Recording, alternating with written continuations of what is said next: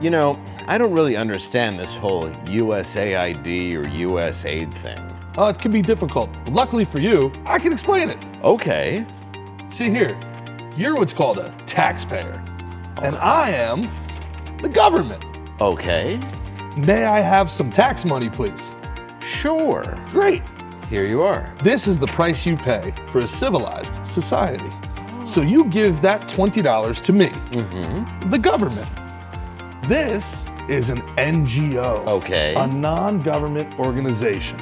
And this is an American small business. Okay. Okay, now out of that $20 you give to me, $10 I need to keep because, I've got to keep the lights on. Sure. And $10 goes to the NGO.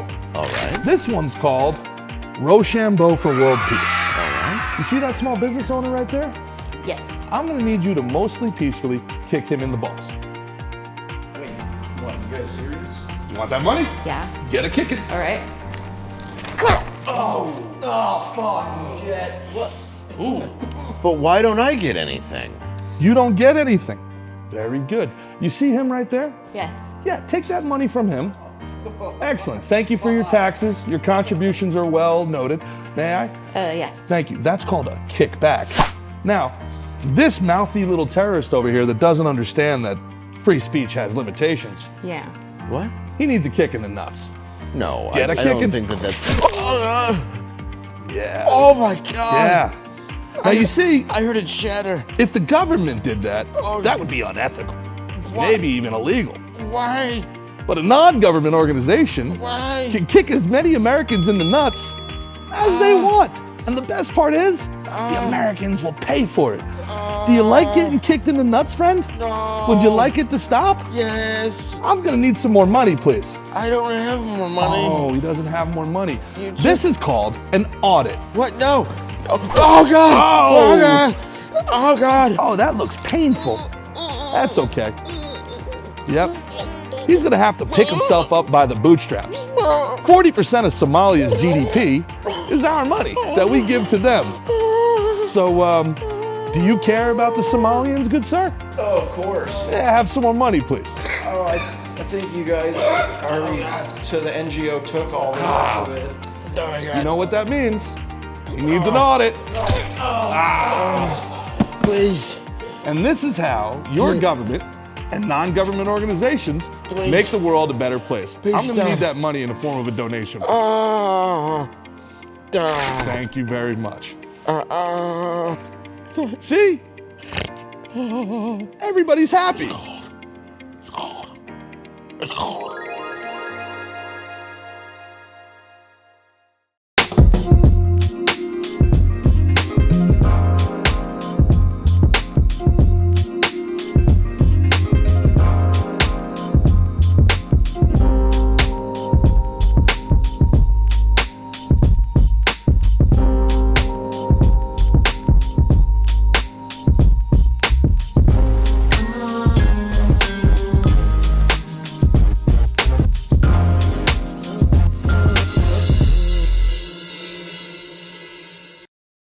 Good evening, and this is tonight's news. Emily Osmond, Haley Joel Osmond's sister, got divorced after just 5 months. She decided to call it quits when she found out her husband was actually a ghost the whole time. I see dead people. I wish I was a ghost instead of watching that horrible Haley Joel Osment movie with yeah, all right, cut this later. Cut it. Come on, Mick Foley. All right, let's get it out of the way. Cactus Jackass. We gotta get it out. You said I shouldn't have rights, you dick. Fatty Kruger. what we got going on Put here? your favorite one in the comments below. Man cream. Broady. Extra broady. Mankind bars. The sock. It's not a bad look. Thank you. It works for you. Thank you. I do appreciate it. I'm gonna spend the rest of my life on the cover of Big Back Dollar Tree. Probably the Dollar Tree version of Broady. It's gonna be called Big Back Paper Towels. You have You have some half full off night funny bones to look forward to, my friend. Big boned. Speaking of big boned, a 4-year-old boy in Wisconsin called 911 on his mom for being bad and eating all of his ice cream. In a humorous response, police decided to show up. When the boy's mother answered the door, she was pepper sprayed so badly it left her blind in her right eye. Currently, the boy is staying with a foster family while his mother awaits arraignment. Wow. That's what she gets for messing with his cheesy poofs. That's right. She ain't gonna do that again. No, she's learned her lesson. It's my understanding that she will be serving some time. Yes. Well, ladies and gentlemen, welcome to Normal World. I'm Dave Landau. I am Black Garrett. And as soon as the camera goes to me, I'm gonna say, that's Angela over there. What up? Hey, It's what's up, me. Angela? And that's, it's me. Hey. Hi. Do we I'm say- glad to be here. Do the snap thing of yeah. like, what? What? Like Z-Snap? Or are you saying like we See don't how, want to be like, aggressive? you guys snap? I always thought it was this, and then I was corrected like a week ago, and it's just one of those things that you're not supposed to find out in your 40s. Yeah. Hey, It's you like make my the sound. toddlers can't figure it out because they do that. They're like, oh, how do you? Yeah. But yeah. I don't have rhythm. Hey, I mean, my voice is got sexy, style. but I don't got no rhythm. At least you got the voice. Yeah. That's all I got, baby. Ooh, butter. Lay down. Way, way down. Lay way down. Like you can go on us right now and hit that tongue punch button. No? Hit it. Hit it. Dare you? Thank you. Talking to the person in my ear. Look, disregard what these I'm people in are saying your and put Yeah, comment you are. below.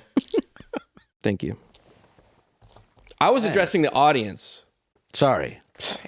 And joining us is ECW's final. Coming out of retirement. He fell through the top of the cage to be here. While his kids watching horror. Please welcome Gerard Michaels. yes. Mick Michaels over here. Yes. The best part about my outfit is that you can lay it down for Lady and the Tramp to eat off of afterwards. Have a picnic on my back. I'm sorry, Under the guys. table. They fly me out Spirit, so I get a backpack full of clothing to come here with, and it's been a week, so yeah. It's $8. Otherwise, for some reason, it's $400. Dude, I sat in Put a name on it. I sat in a Spirit big front seat like 2 weeks ago, and I was like, I forgot how much I love this. It's perfect. Yeah. For You small know- people like us, it's like even Dude, bigger. it's bigger than first class on Delta. I'm like, I forgot how Delta. amazing these big front seats are. Plus, you get to show the really, really poors that you Yeah. have middle class money. Yeah, like you're like, hey, I have $70. No, you don't. If you guys want some pretzels back there, why don't you guys get a GoFundMe going? And No, excuse me, I'm going to buy some $9 Oreos while I look back at you when you can say nothing. I like this. I mean, I've been here for a week now, man. I'm liking this. I'm like one of those Airbnb squatters in LA where I just show up for 31 days, and now because of the laws, it's like, oh, I own this now. Right. This is my chair now. Isn't it great? I don't understand how this works. You think they do that so when they get the tax bill, they're like, I think we're moving. Yeah. That's the only, like, why would you leave otherwise? You get a free mansion. I don't understand the laws in California where it's like, oh, you've been there for 30. It's clearly yours. Yeah, just Yeah, it's clown world over You there. could just stay there forever now. Barnum and Bailey made the loss. Yep. Dave, if people wanted to see you in real life, where would they go? They can see me. This weekend is sold out in Grosse Pointe, Michigan. nice. So That's that's good. rad. But following in Michigan, you can see me the 22nd with Don Jameson and Mike Loftus at the Roxy. And also, you know what? Gerard's here, so we should mention, I don't know the exact dates off the top of my head, but in the summer, you and I are going to be at Zany's in Nashville as well as Louisville. Houston, And then I believe you're with me at Oklahoma City. Oklahoma City. Love that place. Nice little southern tour.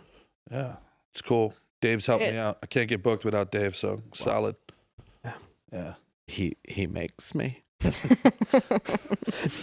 Dave, you also I take a book. sock off and I stick it in forget. his mouth until he finally taps. Like, Either all that right. or I will. Okay, uncle. or the rock comes and hits me with a chair from out of nowhere. I enjoy your company. He throws your paper towels at you from his brand. Clean it up, bitch. Clean up your tears. Dear producer listening to this, if I could end this show with a tube sock on my hand, that would be phenomenal. Let's do it. We can make it happen. I want to do it. Where can we Maybe- find you? I was going to say, don't forget, you have a book coming out. Oh, it's Let the right. people I know. do. I have a book coming out April 3rd. You can pre-order the Kindle or put it on your wish list at Amazon.com. Called A Party of One, a Fuzzy Memoir. And right there. That's my book. And it's filled with... A lot of people don't know. First person since Helen Keller to be illiterate and write a book. That's correct. Wow. That is correct. A miracle. Yep, yes, it was a miracle. I held a woman's hand and just went, blah, blah, blah, and it was translated into this masterpiece. Yeah. That somehow had pro-communist undertones. Yeah, it's funny how that always comes out like that. It's weird that she had such an interesting way of looking at racial sharp. diversity. You know what? While just Listen, touching my water life's been and very screaming. difficult, Miss Ann Sullivan, but I really want you to, the readers, to understand the plight of the working class. Yes. Yeah. Geopolitics. She knows. Yeah, do you remember the abomination that starts shrieking whenever she's washed? She has a lot to say. Yeah. This is in no way a con.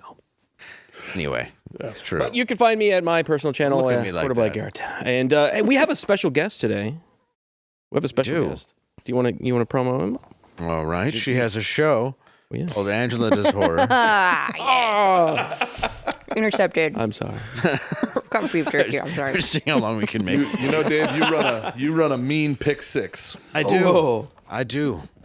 As our football teacher that almost became vice president said. I learned what a pick six was now that my son plays. Did I play? Yes. Did I pay attention? I played for 10 minutes. I got hit and in the book. lit up a cigarette and walked home. So joining us today, he's a historian in Rome. Yeah. Please welcome Jeremy Ryan Slate. You. Hey guys, back. unlike Tim Walls, I am not friends with school shooters. I was. All right. That's good. They took themselves out at the end. That's why I say was. Oh, Cops didn't get them. no justice. Well, you know. And Dave, the positive about Spirit versus Delta is at least it stays upright. That's true. This is true. Yeah, it's not filled with a bunch of goofy females on their period flipping a plane over and then being like, what do we do? Oopsie daisy, my bad. Don't stare at me like that, Angela. You know. Don't tell me how to park. Yeah, they were like just gently to the left. Coming in. No. I see it. I see the runway. Yeah. Stop telling me in my ears. Put my landing gear down when I'm I air want. traffic control, I have to tell you. Shut up. My mother gets mad at me if she sees me like texting and driving for even a second. Meanwhile, she was in a green station wagon with the rear view mirror, which I thought was a vanity my whole life, pointed straight at her, doing hairspray and her makeup, driving with her knees with 3 toddlers in the back. Interstate traffic in New Jersey, by the way. That's an impressive woman. Solid. Yeah. Only killed a couple people. Yeah, I think that's a pilot. That's a good margin. Should have been. As someone from New Jersey, I find that impressive. Yeah. Yeah. You from New Jersey as well? I am from Northwest New Jersey. I'm in the part of the state where we all think we live in West Virginia. I have 2 dozen chickens, 150-pound pig, and a couple dogs. Yeah, that's where they sell the opium pills up there. You Maybe, I don't know. Yeah. And Where I wrestling. Opium pills and wrestling, part of New Jersey. Wrestling, that is 100% true, but Mick Foley would know all about wrestling, right? Hey, relax, JP. He's in on it. He's in on it. Relax, JP, JC Penny over there. Look, you made this choice. Live with it. God, dude, it's funny that everybody thinks the problem is the flannel and not the 18 years of poor portion control that made me look like Mick Foley. Yeah, no, the ship sailed. Oh, no, he's thin now. We don't mean that. He dropped down I look like old Mick Foley. when he was good. Yes, thank you guys. You look like the good. best version of Mick with teeth. Let's talk to JP Sears about Rome. I do want to talk to you. Right now, we are going into some obviously very interesting times. Yeah. But I do want to know, how did you get into the Roman Empire originally? So I was absolutely obsessed with Alexander the Great in grad school. And if you see my office, I look like a crazy person. I have Greek swords in my office. I have a bust of Alexander the Great. I have almost every book you could imagine about Alexander the Great. And I read this one really obscure article about the Emperor Augustus at the Battle of Actium, which is the last battle before Rome transitions from a republic to an empire, of he goes and prays before the sarcophagus of Alexander the Great. I'm like, that's really weird. Why did he do that?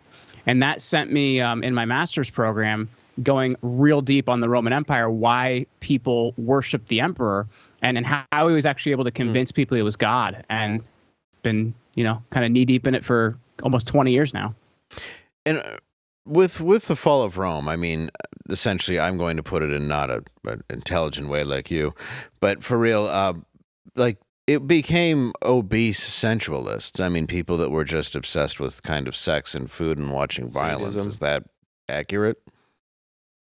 I wouldn't say that's accurate 100%, because I know even recently Mark Andreessen was on Rogan and he was talking about Cicero and koi ponds, how people became obsessed with koi ponds, but he was talking about the fall of the Republic, not the fall of the Empire, and he thought he was talking about the fall of the Empire at that point in time. What happens with the Empire is there's these two major forces. The first being there's massive inflation. So in the 3rd century is kind of this pivotal point. It begins right after the death of Commodus, who's the son of Marcus Aurelius. And what happens during that time period is whoever can have the biggest military ends up becoming emperor, which is different than everything before that.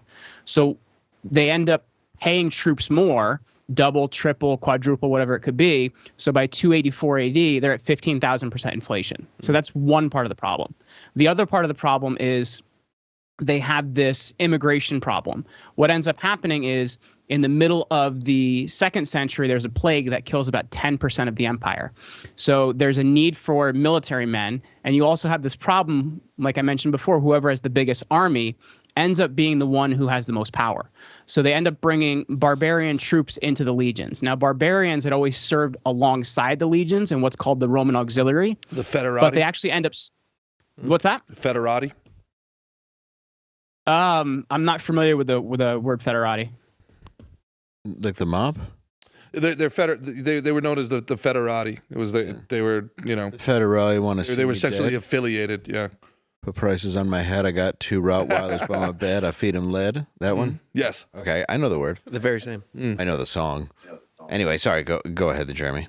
No worries. So what ends up happening is they end up paying these soldiers more, and the army becomes less and less Roman.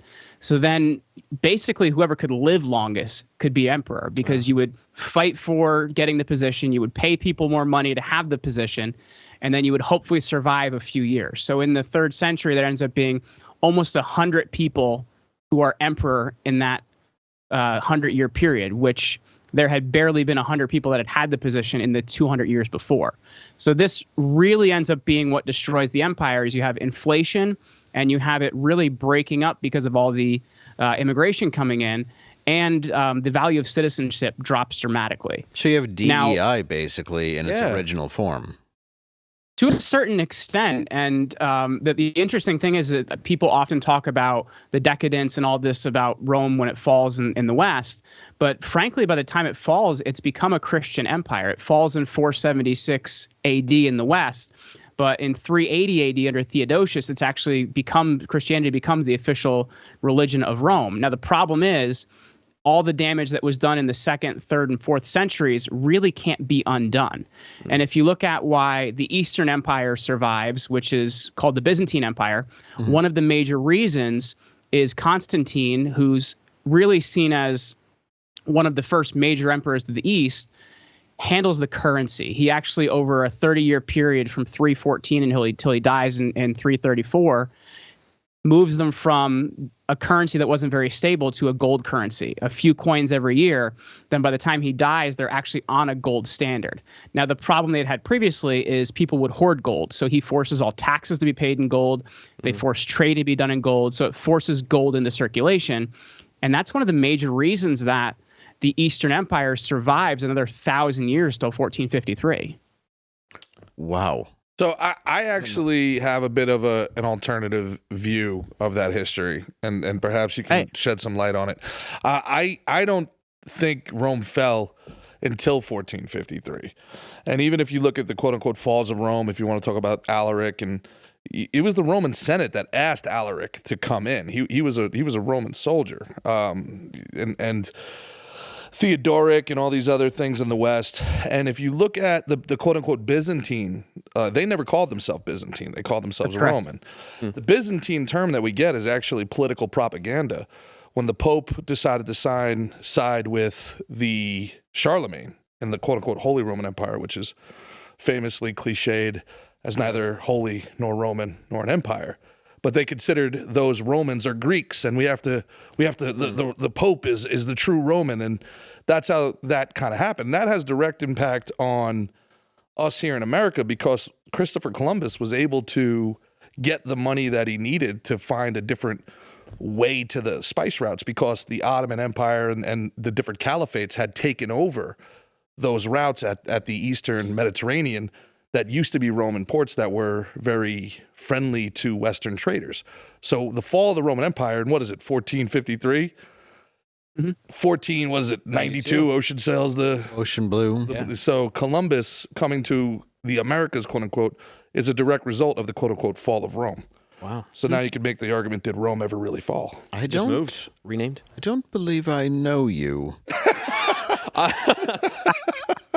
What the fuck was that you just did? Wow. I don't understand it, and it makes me One of my scared. favorite things, and Jeremy, I want to hear your opinion on that, but one of my favorite... You're not wrong. You're I don't not even wrong. know why I think I'm that's- here. I think the important point about that is, and this is actually the point you made about the Byzantines not calling themselves Byzantines. It's 100% correct, and that's a point I make very often.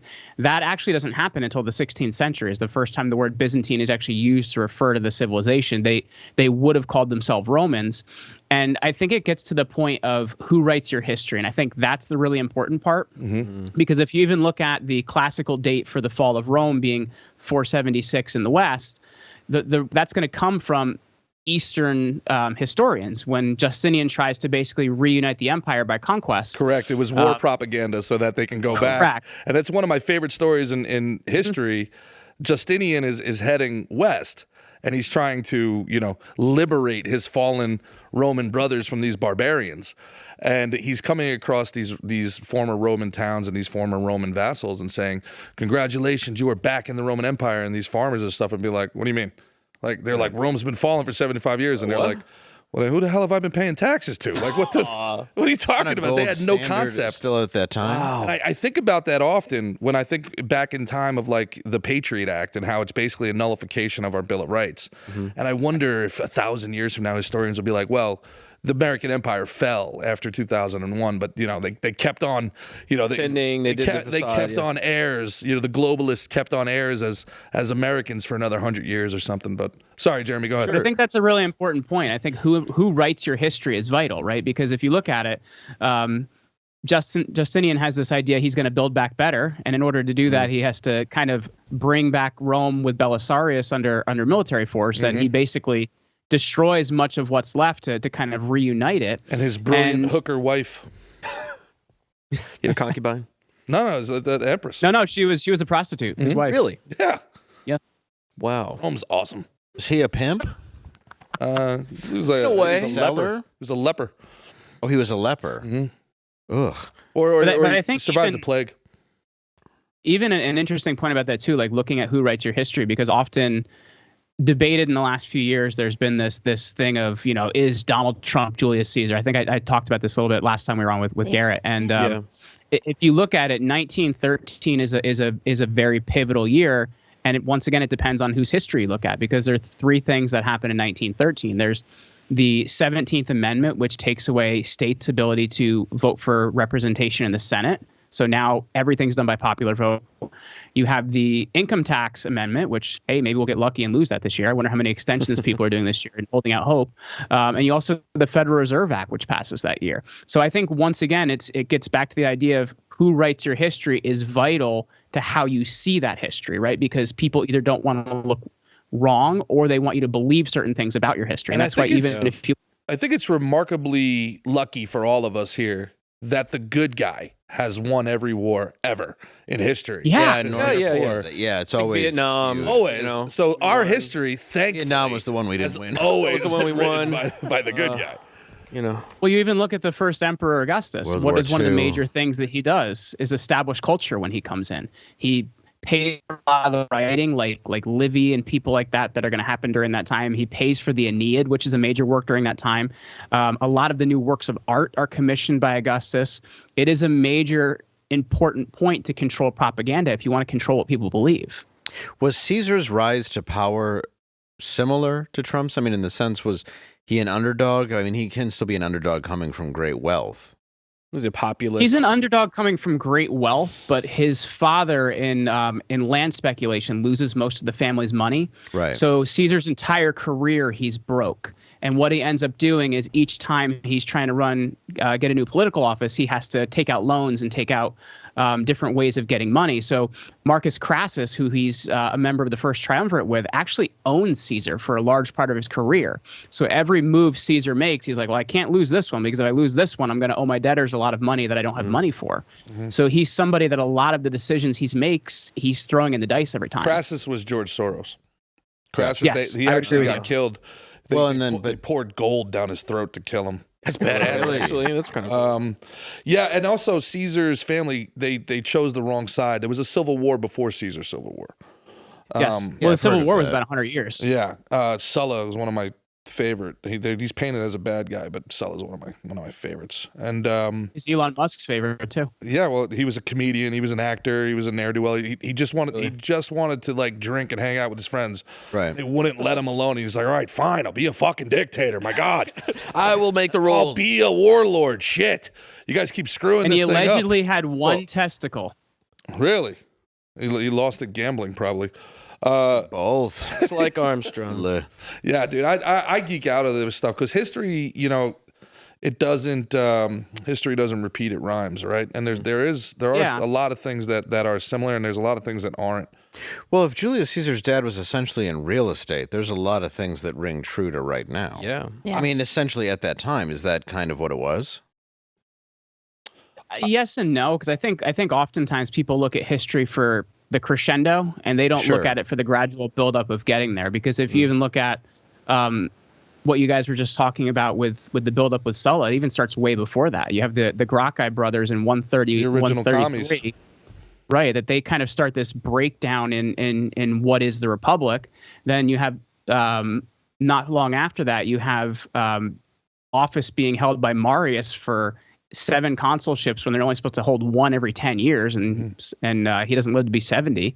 You have the dictatorialness of Sulla, who tries to restore the Republic, and then all that's opened up for Caesar, who just kind of walks into this falling Republic, and he's like, I guess it could be mine. And I think that's the important thing when you look at history, is understanding the gradualness of how you get there. It's never the crescendo. The connective tissue between, Dave, your connections between Gaius Julius, Sure. Caesar. and what Jeremy's saying about it's who writes the history is nobody is better at controlling their narrative than Donald Trump. Exactly. Yeah. Everything we know about Caesar, we know because Caesar wrote it. Of course. So when we know that Caesar conquered Gaul and killed 1 million Gauls, it's because Caesar told us. He wrote it.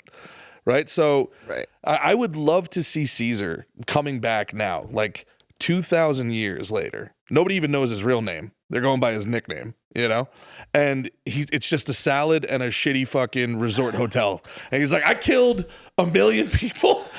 There's a casino. Actually, took the over salad the is a Mexican guy. A Mexican guy is named after him, right? So it's like that. It's like, You've completely left out the dog trainer. yeah, that's right, dude. The whole show. This dude, Come on, the whole show. he takes over the greatest empire the world had ever seen by force, kills 1 million people that were just trying to hang out. They were just hanging out in Gaul. And what does he have to show for it 2,000 years later?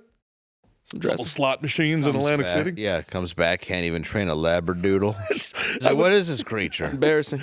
Can you imagine But I bringing think there's him also back a and lot showing him a to- pizza commercial? It's like, hey, it's you. What? It's you. I think there's also a lot to learn about how Caesar handled his dictatorship as well, though, because I think one of the first things that he does is he actually pardons his enemies, and that's going to be the thing that gets him killed, which I think is very interesting when you look at, he has this idea of he wants people to accept them, and he wants to be liked so much that he grants clemency to the people that will later kill him.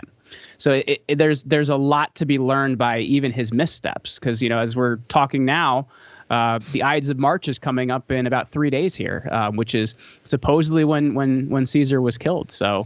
Well, and that's the insecurity of a lot of leaders, too. I mean, that's something that really hasn't changed through our own evolution, is to want to be liked so badly that you do make a misstep like that. Well, you have to, right? Well, he also was like the first mob boss. He paid off a lot of people. And Very I mean, Italian. imagine everybody thinks Trump's crazy now. Caesar was just like, he added 4 months, right? One of them he named after himself, July, right? So it's like, this one's named Trump month, Yeah. Well, the problem they had, though, is every 2 to 4 years, the calendar would be off for 3 or 4 months. The seasons would be all wrong, and they would be like, all right, so we're going to add a few months to make up for all those months that we lost. Yeah. So he does fix the calendar, which is why December is a little bit weird. December, Decem means 10. So if you look at the last 3 months of the year, they're actually 8, 9, and 10, which is a little weird, and they don't actually line up where they are. But Augustus they is fixed the it one again, that right? actually The changes Gregorian once in the calendar, middle. I think, fixed it. I don't remember, but I think they The fixed it. Gregorian calendar, I think, added an extra, was it half a day or a day? He didn't Leap have the year. idea of The leap year, is that what it is? I don't know. I don't do cardio. No shit. That's what I'll tell you. That's what I Well, know. they're way off. Well, with history repeating itself, I thought that was interesting. You said it rhymes, but I feel like we are doomed to repeat itself. I mean, how many empires did last? I mean, well, not last as long as Rome, but I mean, how many would even be considered to be even of the same quality? I don't know if that's the right word. Egypt was a There's long the empire. Egyptian, China. Ottoman Empire. Ottoman Empire, yeah. But wouldn't Very- you Look at say China Rome would before be that. the most advanced? Rome wrote about itself. China, yeah, most. Chinese. We think of Rome the way we think of Rome because they kept the best records. Mostly That's through the taxes. important point. And didn't get That's destroyed. the important point. Because if you even look at early civilizations before the Greeks, there were some very well established civilizations before the Greeks. The Minoans on the island of, was it Knossos was the island they were on? But they had no written language until they came up with the language that's been referred to as Linear B. So I think the thing that the Romans actually achieved is that so much of their writing exists because we know so much about them because of what they have to say about They themselves. invented propaganda. Yeah. I mean, everything we know about half of the people, Caligula, it's written by his enemies. Like the idea of him banging his sisters and like he made a horse consul. All that stuff is like, It sounds like CNN. it's like it's TMZ. It's the Steele dossier with 2,000 years of telephone. Exactly. I was telling Hotep Jesus about Great this. aunt of Rachel Maddow.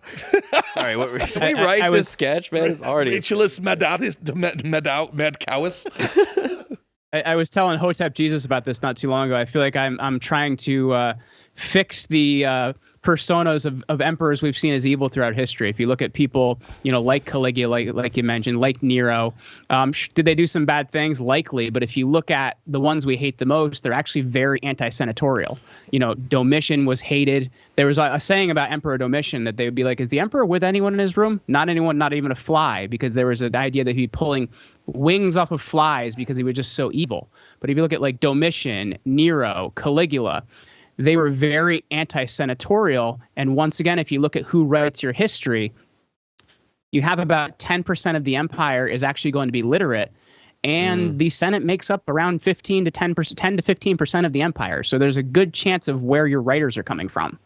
Sounds like today. If we really want to get crazy, we can talk about the Council of Nicaea and the I'd love. But I to mean, talk about it. I mean, I find it all very fascinating because everybody compares it to the fall of Rome without actually being an expert on it. So I do wonder what the parallels are that I think we should be worried about. And a lot of the trouble that we have with the quote unquote fall of Rome, meaning that it's like this decimation of society, is specific to Britain. When Rome fell in Europe, it was gradual and there wasn't big power vacuums for a long time. In Britain, Rome left.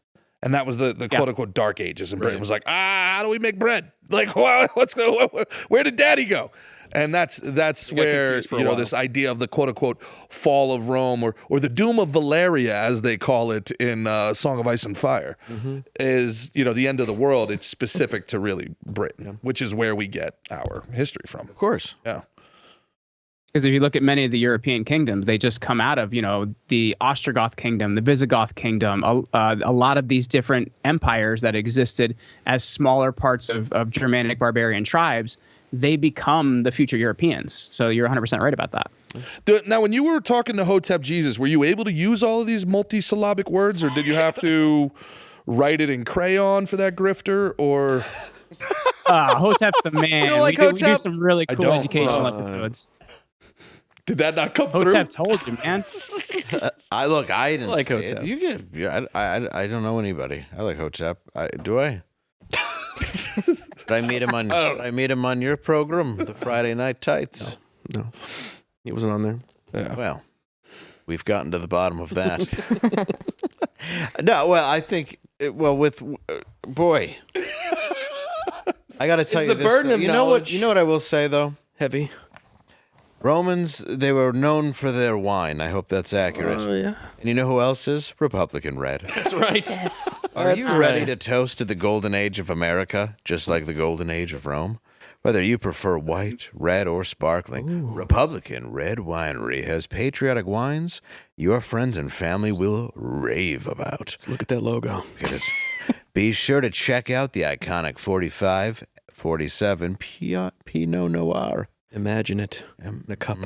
Tasting it. A goblet. Or a goblet, yes. Oh, yes.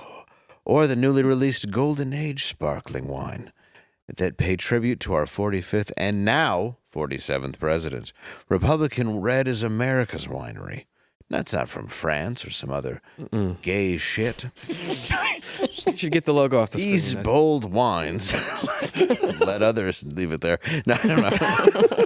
These bold wines let others know where you stand, inspire important conversations, and if they don't agree with you, break the bottle, turn it into a knife, and you will win that conversation. It's a good bottle. It's a fine bottle. Sturdy bottle. Very hard to break, so you Cabernet know. suck these balls, France.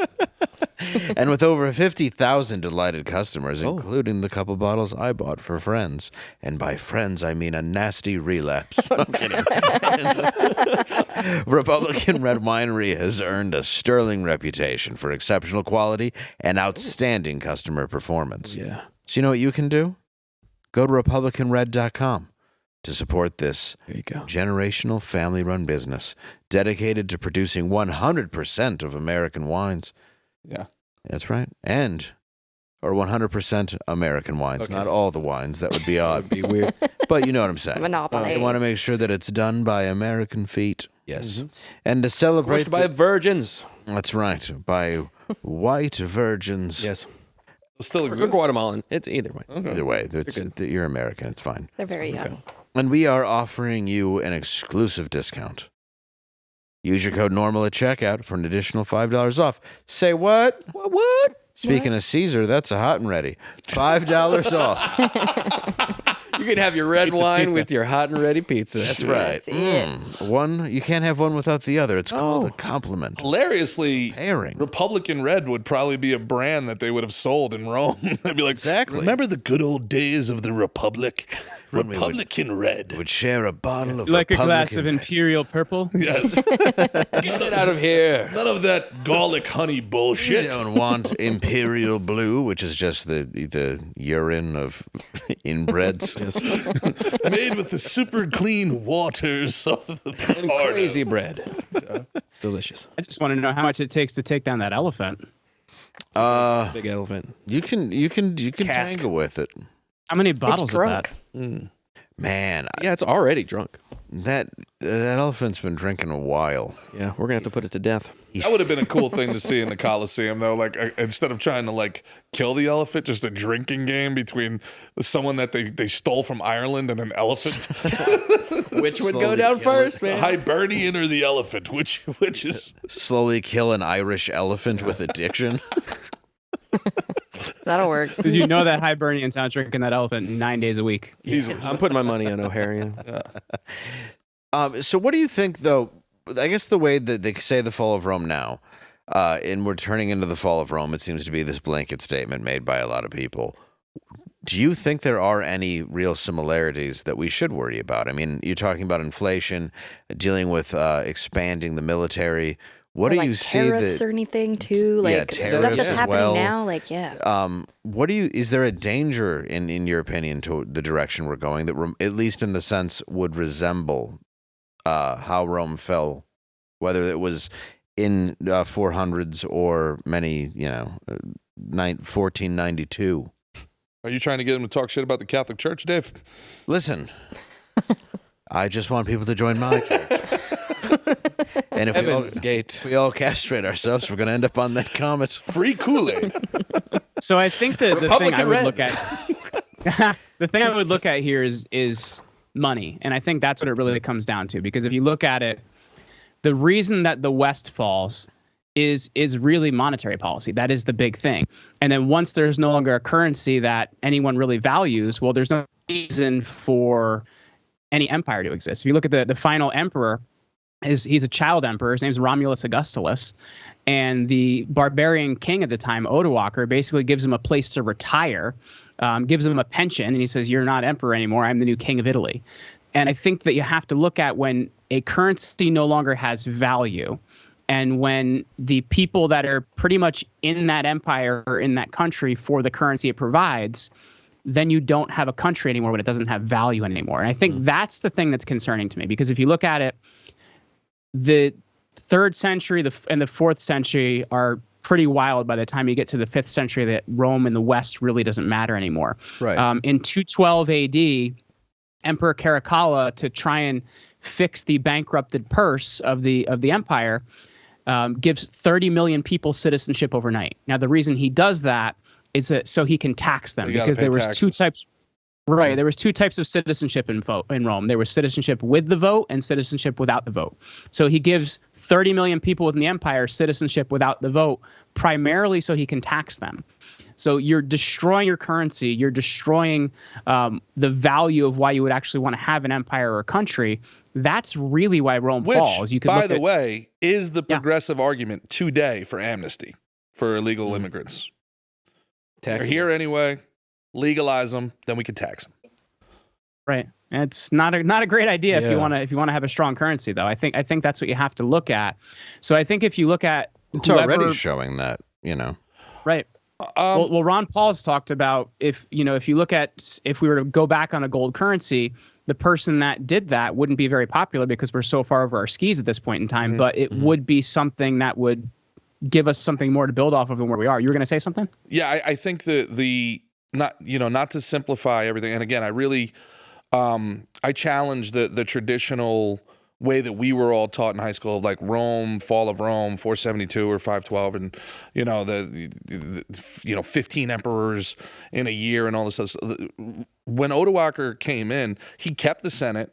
Right, he kept Roman traditions. He sat on the throne as a king, but he was a vassal to the Eastern Roman Empire. And he was a vassal, or basically made himself a governor to what he thought was the Roman Empire in Constantinople. So, like, those people at that time considered themselves a part of the Roman Empire.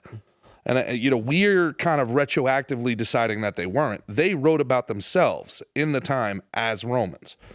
And very simply, if we want to look at anything that they did, right, more than anything else, is they spent more than they made, right? Correct. When you create an environment where more people are living on the government dole than are adding value to the society, then it's a doomsday clock. You're in a death spiral. Yeah. Well, because one of the most important positions in Rome was the person who was in charge of the grain supply, because Rome had a policy of making sure everyone was fed. Yeah. So if you now have all of these new citizens that are also guaranteed food, you already have a currency that's, if you look at there's graphs you can find online that shows you how the currency absolutely plummets into the 2nd, the 3rd, and the 4th century. Good thing we don't have anything like that, and it's not called USAID. Yeah. Well, yeah. That's a good question. Like, Dude, I am so excited to hear more about some of these programs they're getting into and finding what the money was actually getting spent. It's been kind of interesting. Well, everything's doom and gloom, right? It's the fall of Rome is likened to today. But is there anything that you think might be happening right now? A lot of changes have been going on. We've changed the outlook of the future, it feels like, and the people that would be writing our history don't seem to be having the control anymore. The CNNs, the MSNBCs, all that stuff, that's all irrelevant. That's such a great point, too, because it seems like those people that are, this is a great point. The people that are creating the American narrative, it seems to be external forces. Seems to be people that are, the whatever you want to call them, the global elites, the UN, the WEF. They're creating the narrative. That's a very, very, very good point. So is there anything now that you feel like there could be a turning point where we're not falling and destroying ourselves? Or is that doomsday clock already set? On that note, I saw this. I thought it was an interesting take, and I was going to see what you thought about it as well. It said Trump is trying to crash the stock market at least 20%, causing a flight into treasuries. This will cause the Fed to slash interest rates so he can refinance the debt to 0% and cause a deflationary spiral, which will lower the cost of everything. He also intends to use tariffs as an incentive for companies to build the U.S. to avoid having to pay them. The tariffs are the resulting global trade war, and that will force American farmers to sell more of their goods in the U.S., which will directly lower the price of groceries in the U.S. More than 94% of the stock is owned by just 8% of the U.S. population. Trump is literally taking money from the rich and giving it to the poor. This is why Trump is playing a game of hokey pokey with tariffs. One day he has 25% tariffs on Mexico, and the next day he doesn't. This is to cause extreme volatility in the markets and a desperate need and demand to flee towards treasury bonds, which are much more stable but offer much lower potential return. This is also why eggs are cheaper now. Interesting. But I mean, putting that out there, if you're talking about how it had ran on a gold standard, does this seem, have we seen anything like this before in Roman history? And what do you think about this take? Because I just found it fascinating when I stumbled upon it.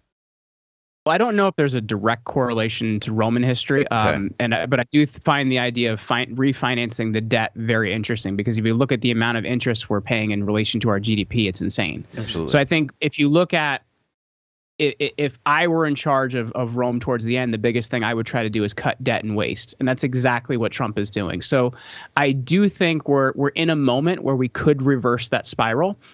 But I think if it goes back to getting industry back here, like you talked about, because if we're sending all of our money overseas, well, we're destroying our economy here. So I think it comes back to bringing the economy back here, but we also have to cut debt and we have to cut waste. Yeah. And I think if we can do those things, we can stop the spiral we're in. But at the same time, if we do not reverse it, we don't have a long time left. Right. And isn't debt and waste part of why they fell, though?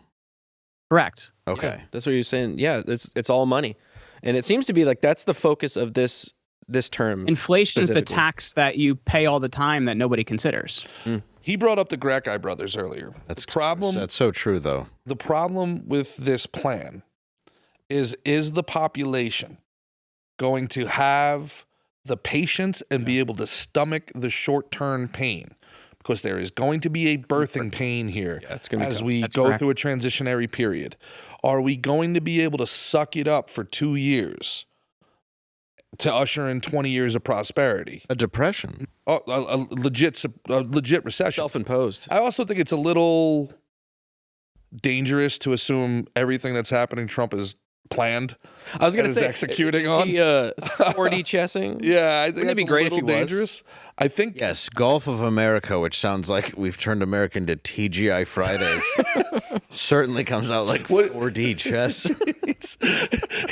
Nobody's been able to solve the Palestinian-Israel problem for literally 2,000 years, and Trump's like, have we even thought about a resort?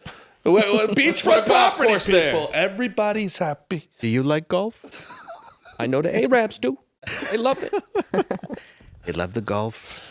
Yeah. A lot of brown people. They love American women. Yeah, sorry, I'm talking a lot during this episode, but this stuff. No, really I think that's a really important point. No, though. I'm enjoying watching you too. I think that's a vital point. What the point you made, because Ron Paul's been talking about this for 30 years. You know, anybody that does the things that need to be done to fix the economy and fix the direction we're headed is not going to be very popular. So I do think people have to be willing to be patient to get through what we're in now.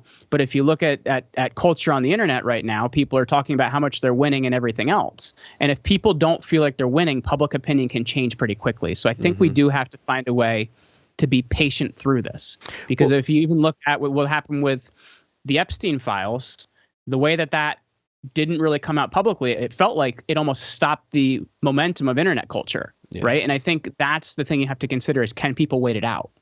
Well, and any kind of change is discomfort. That doesn't matter on any level what you're talking about.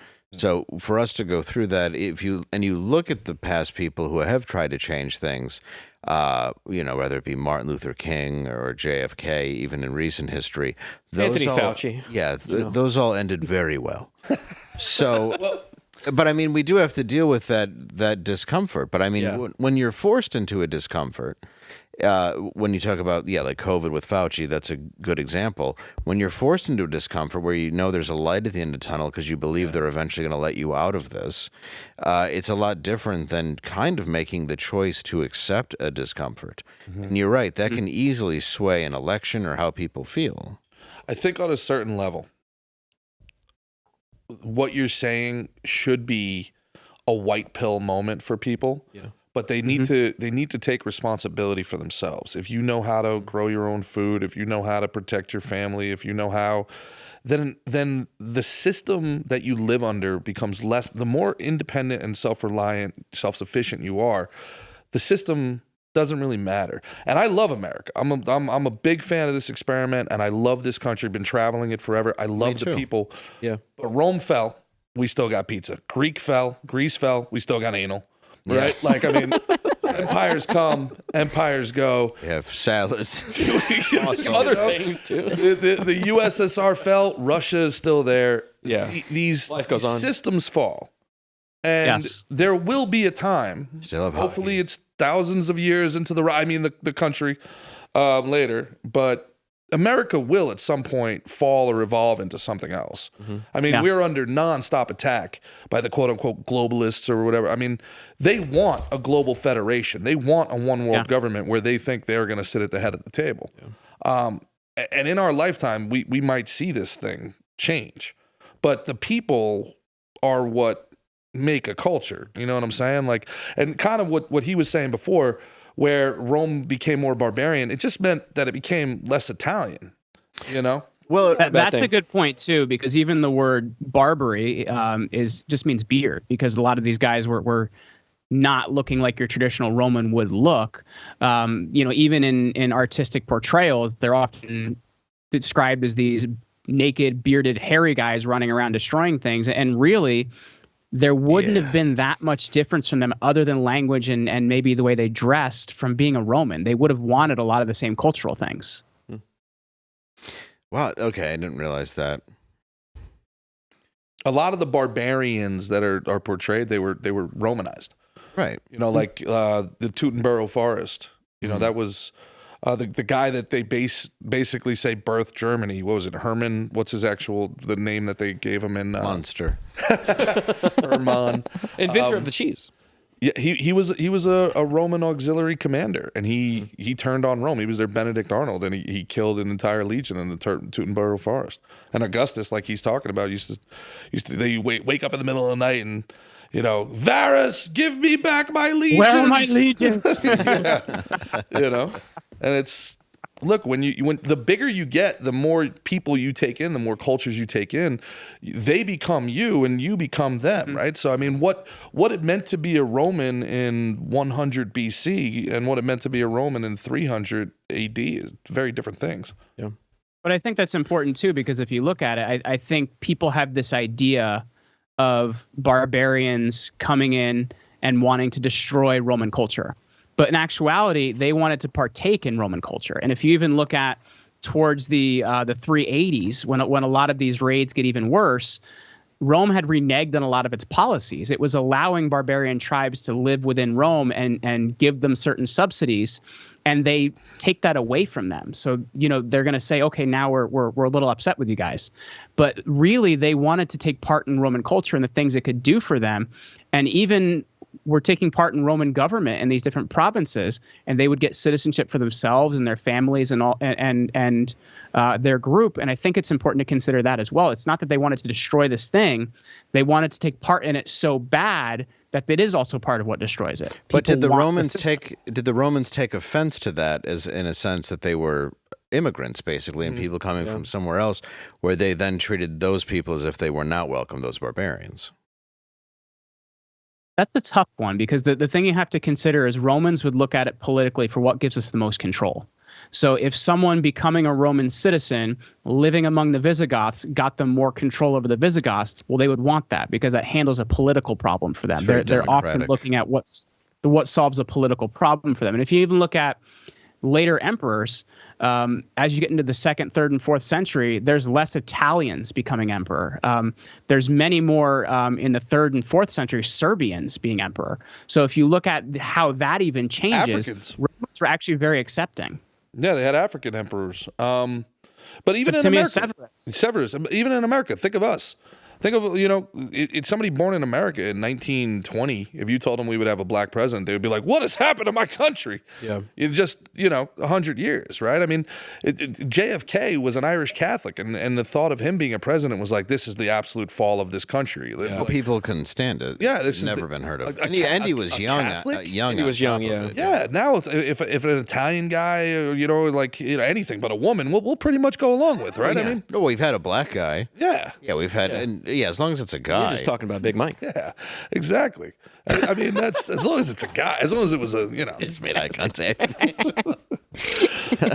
But again, these cultural things, I love how people think of antiquity as almost like a different species of human. Yeah, it's not our current brain. Yeah. Right now, those people would have the same exact. It's just us, man. Same thing. It's basically us. In different clothes. That's it. There's cultural changes, cultural differences. To your question before with the Romans, there were people that I'm from a patrician family that can trace itself back, and so they absolutely had their upper classes. Oh, sure. Yeah, I knew that. Yeah. Yeah, it didn't seem to be as racially oriented, but it was definitely more like a caste system. It was a caste system, kind of. That's the way it seems. It was more family name oriented too, because if you went into a Roman house, it would be a little creepy because there would be these wax faces on the wall, and they were faces of their ancestors to remind them, the value in your name. If you even look at the Rome is a kingdom before it's a republic, right? And then the empire is kind of the last phase of it. But the family name that kills the last, well, doesn't kill the last king, but kicks him out of Rome, is the Brutus family. They removed the last kings, Tarquin the Proud. E2. And that's why if you look at Brutus being the same family that's going to remove Caesar, well, they would have seen that as a duty to uplift the family name. Names were very, very important to Romans. That was something they put a ton of value on. Mm-hmm. Did any carry? Yeah, like handguns. Did they have permits back then? No. Like a 45 or? No, did any of the names that were very affluent carry from then? Because it seems, and maybe I'm wrong, they did have a system and a class system, but it did seem like the division of the super elite and wealthy was far removed from the next tier down. So, well, it's also going to change based on who's in charge, because if you even look at when Julius Caesar takes power, one of the biggest things is he changes what is the makeup of the Senate. So you're going to have people, he's not an emperor, but you're also going to have emperors after that, changing a lot of the class system based on who they liked and who they didn't like. So it did really matter if you were keeping the most powerful man in Rome on your good side. A lot of civil wars, a lot of purges for the losing side. Oof. Yes. I would imagine. Well, and I imagine quite graphic. Well, I mean, just imagine, 5,000 Mike the Situations in sandals outside your door. Like, hey, this is our town now, eh? You know what I'm saying? Yeah. You give us this town or we're going to take it, all right? Bunch of snookies annoying you. Bunch of those are back home. Bunch of illiterate snookies. So that's come back with a seal on it. Rome basically started in a non-consensual orgy. Well, yeah, that's true. It was called the rape of the Sabine women. If you look at the first king of Rome is Romulus, and he begins this kingdom after he leaves a kingdom called Alba Longa, by just putting together a bunch of criminals and whoever he could find to found his new city. And the problem that they had was they didn't have any There's women. no chicks here. So they invite a local people called the Sabines to dinner. And during dinner, all the men remove all the women forcibly. And it's called the rape of the Sabine women. That's where the tradition of carrying your wife across the threshold comes from, when women were forcibly brought into the home of another. Yeah. Sick. Now, interestingly That's enough, supposed to be though, romantic. What a nice thing that it's like, let's commemorate the rape. This is what I'm going to do to you tonight, honey. The story kind of has a little bit of a romantic ending. I think it took these guys for him. I think it took these guys like 5 years to like raise an army and go back and come after the Romans, so the Sabines. And the women wouldn't leave. They're like, these are our husbands now. Yeah, the women stopped them and they were like, no, we actually like these giddies. Like, Came from belong. He dragged me across the threshold. No, but you got to see how he treats me when he's not drinking. Come on. It's a Stockholm syndrome. He only situation. punches me in Stockholm the thigh. syndrome should be called It Rome is a syndrome. Stockholm Right, really? syndrome. Yeah, it was the OG of Stockholm. Stockholm just copied it. Yeah. Freaking cheaters. Well, I want to thank you very much for coming on the show. We're running out of time. I would love to have you back. I love learning about this stuff, and I obviously know very little. And about- apparently Gerard knows a lot. Yeah, what the heck? I thought you were one of us dumb people. Yeah, What's dude, going we on? have to do a podcast on my show, Gerard. Oh, I'm Jeez, happy man. to, man. And then only if we can somehow tie in Warhammer 40K if the Roman Empire was mechanized and in the future. Yes. Sure, Oh, I'm in. Grimdark. I love how much you know. Yeah, everybody thinks it's fat, but it's just Roman Empire knowledge. Oh, yeah, is that what it is? Scrolls. That's what your doctor's like. Listen, it's clogging up your arteries, all this information. No, it's just I read Cicero. I didn't realize you were so educated. Please leave. You're fine. Public school, ladies and gentlemen, public You school. need that high education. You know what it is I always had a very heavy suspicion of the Catholic Church. Like I should investigate. I was like, I think I as should look one into this being- Council of Nicaea thing. If I could say one more really blasphemous thing before we Sure. Of course. It's the Blaze. everybody, Why wouldn't they mind? I love when people talk about, Jesus specifically as like a modern day Palestinian with no concept whatsoever of the fact that the region had been colonized for like 5,000 years by the Greeks and then like another 500 years by the Romans, essentially. We saw what the Moors were able to do to Sicily in like one generation. Yeah. Imagine a few generations in that area. Like, I'd be a little lighter. yeah, the Muslim caliphates and the Persians they were 500 years away from coming. Careful, I haven't killed a guy since 85. Where's the story going? I gotta wash this egg off my face. But you can read about it in his book. That's from a little Something to consider. you call it the eggplant true romance speech. Now, am I lying? Am I lying? Tell me. Wow, this has been fascinating. Yeah, Thank it you was for great to sit coming back on. and- I appreciate it very much. Where can Yeah, we thanks for find having you? me, guys. Real quick, where can we Yes, find you and any books or anything you have out? Yeah, so my show is called the Jeremy Ryan Slate Show. I'm at Jeremy Ryan Slate on X. I also run a PR agency where since 2016 we've been booking podcasts. You can check us out over at commandyourbrand.com.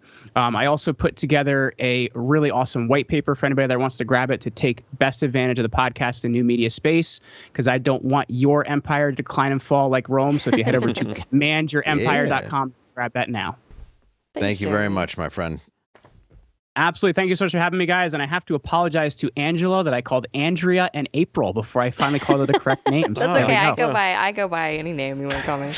It's really crazy. I'm kind of their empress prostitute over here. Yes. Justinian was Theodora. Was Theodora? Was that her? Who? Stupid. I don't know. What? Theodora. It was Theodora. The one that liked horses? She's actually a Catherine the badass. Great. She's one of the coolest chipmunks, women I in believe. history. I do know Justinian was going to leave because there was a peasant uprising, and she was like, "Nah, I was a whore who lived in the street. I'm okay with dying in the castle. We're staying." Well, and allegedly they tried to say the lore at the time was that she was actually running the empire through Justinian. So there you go. And banging Belisarius, right? Well, then who's Cleopatra Jones? So much good stuff. And that brings us to the end of the world.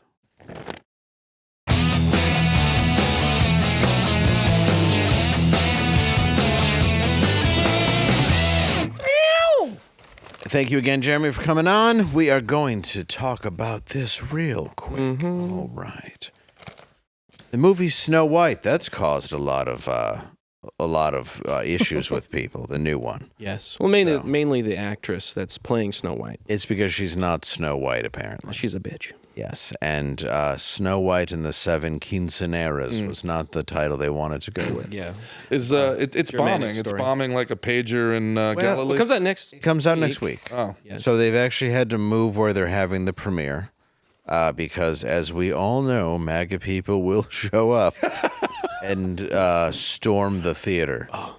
So, what would some better titles for a Snow White be? All right. Snow White and the Seven Green Cards. Oh, I like that. That's for everyone. Yeah. Snow White and the Seven Ice Agents. Ooh. Oh, we're flipping it. Yeah. Snow White and the 7 MAGA people alive who actually care about this. Fair enough. I'm going to say Snow White and these 7 heroin balloons. Oh. How did they get there? Sniffy. She was forced to swallow them if she wanted to see her sisters alive again. So thank you. Thank you Just all. gotta eat an Nobody apple cares to about get Rose Red. That's true. Eat that apple. So now we know how Sleeping Beauty got there. Well, you have to kiss her to wake her up. Yeah. It's gotta be weird when 80 It's like in Rome. Kiss her with an adrenaline pen. You got 20 guys smooching her. She ain't waking up yet. Just get in line. Maybe you're a prince. You could be on OnlyFans. Anyway, listen to Michelle Obama's new podcast. Good night. Trash. See you next Tuesday.